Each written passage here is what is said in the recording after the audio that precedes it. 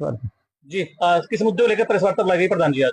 मैं सबसे पहले तो सभी चैनलों का धन्यवाद करता हूं और आप दर्शकों का भी मेरा हाथ जोड़ के नमस्कार है। देखो, आज एसपी साहब ने मीटिंग बुलाई थी। मीटिंग इसलिए बुलाई थी, व्यापारी संगठन वहां मौजूद थे और एसपी साहब ने ये कहा भाई कोई कानून व्यवस्था को लेके कोई दिक्कत हो या कोई पुलिस प्रशासन से कोई दिक्कत हो, ऐसी बात हमारी मीटिंग व्यापार मंडल की हुई थी। और उसमें मैंने भी नोट कराया था थोड़ी जो समस्याएं थी, चाहे शहर में जाम की बात थी, चाहे गश्त को लेके थी, वो एसपी साहब ने बड़े अच्छे तरीके से नोट किया, पॉइंट टू पॉइंट नोट किया।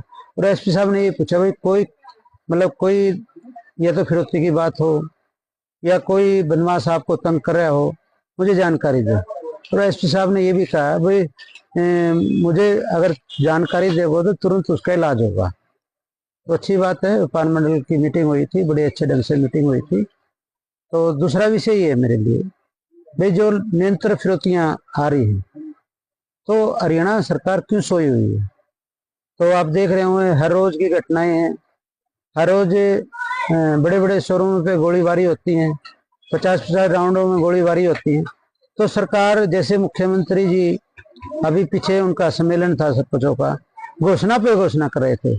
मैं मुख्यमंत्री को व्यापार मंडल की तरफ से एक बात कहना चाहूंगा, एक कानून व्यवस्था बिल्कुल जंगलराज हो गया, उसकी तरफ आपका ध्यान नहीं।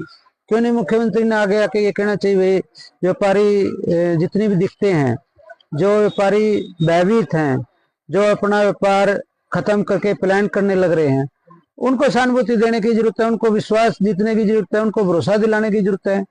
आज अगर नियत से मुख्यमंत्री काम करे तो कोई दिक्कतें नहीं आ सकती, कानून व्यवस्था की कोई समस्या ही नहीं है। देखो, ये तो दृढ़ निश्चय करना पड़ेगा मुख्यमंत्री ने, तो जितने भी आपराधिक किस्म के मामले हैं उनमें ऐलान करना पड़ेगा, इनका पक्का इलाज करना पड़ेगा, नहीं तो व्यापारी भयभीत हैं।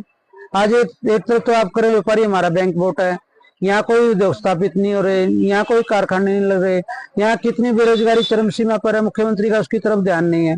9.5 साल का शासनकाल, माननीय खट्टर साहब मुख्यमंत्री थे, अगर इनका पक्का इलाज करते आज क्या समस्याएं आती। आज ये जितनी घोषणा मुख्यमंत्री जी नायब सैनी जी करें, चाहे वो सरपंचों के बारे में लगा लो, चाहे कर्मचारी के बारे में लगा, चाहे गरीबों के लिए, ये तो इम्प्लीमेंट होते ही नहीं है, तो चुनावी स्टैंड है। आपको मुख्यमंत्री जी ने कहा है, घोषणा की है कि जो भी राज्य स्तरीय कार्यक्रम होगा उसमें डीसी और एसपी के साथ गांव के मुखिया भी बराबर में चेयर लगेगी, बराबर में बैठेंगे। ये चेयर 9.5 साल पहले की नहीं लगी, ये तो चुनावी स्टैंड है। ये सिर्फ मैं आपसे ठगी करना चाहते हैं सभी वर्गों के साथ। पहले तो लठ टेक दिए, वही तो सरपंच है, सरपंच को जो बदल गए, वही पीरियड चले सरपंचों का। पहले तो बुला के चंडीगढ़ अच्छे संवार दिए, अरे गोली की बात करते थे, लाठी की बात करते थे। एक भी वर्ग छोड़ा है बताओ? किसान वर्ग ग्रांट भी बढ़ा दी है सरपंचों की, चक्की में बढ़ा दो, ये तो जानते जानते की सरकार है, चाहिए सुनना ही मंडे लगा दो, ये तो जनता मानने वाले नहीं। जनता त्राई त्राई माना, इतनी दुखी है जनता, इनको देखना ही पसंद नहीं करती, इनकी बात सुनना ही नहीं पसंद करती। आप सीएम हाउस में बुलाओ, चाहे आप कहीं भी बुलाओ, उन्होंने बुलाया, सरपंच को से संतुष्ट आ गए। अखबार की फ्रंट पेज पे खबर है, संतुष्ट नहीं थी। ये तो दिखावा है, ये छलुआ कर रहे हैं, ये ठगने की कोशिश में है भाई, हम बका लेंगे दोबारा सत्ता में। और बयान है कि भी आधी रात को मेरे घर का दरवाजा खुला है, कोई भी आओ। नहीं, आधी रात का, ये 3 साल से प्रदेश अध्यक्ष थे, इनका जब दरवाजा बंद था, इनको तो करनाल में जब चुनाव की बात आई, इनको गैब सैनी के नाम से जाना गया था। तो ये दरवाजे कब नहीं खुले? आज ये ढकोसले करने के लिए, आज गुमराह करने के लिए उच्छेद कंटे नाम अपनाए, आपकी असलियत को पता चलता है। जो बीजेपी सरकार ने जो चाहे सरपंचों को लेके, चाहे आंगनबाड़ी धरने पे आए, प्रदर्शन कराया, उन पे लाठी चार्ज, किसान आए उन पे गोलियां बरसा दी। आपने देखा बॉर्डर पे क्या किसान शहीद हुए। तो भाई ने कोई वर्ग ने कर्मचारी आड़ा पटवारी तनख्वाह बढ़ाने के लिए पूरी कोशिश से उनकी वेतन में कोई वृद्धि हुई, एक भी काम गिना जो आप। एसपी साहब से आपकी मीटिंग थी, व्यापारियों की मीटिंग थी, एसपी साहब ने आपकी सुरक्षा का हवाला दिया, सुरक्षा दी जाएगी, कोई शराब करता है, कोई अपराधी आता है, कोई धोती मांगता तो हमें बताए।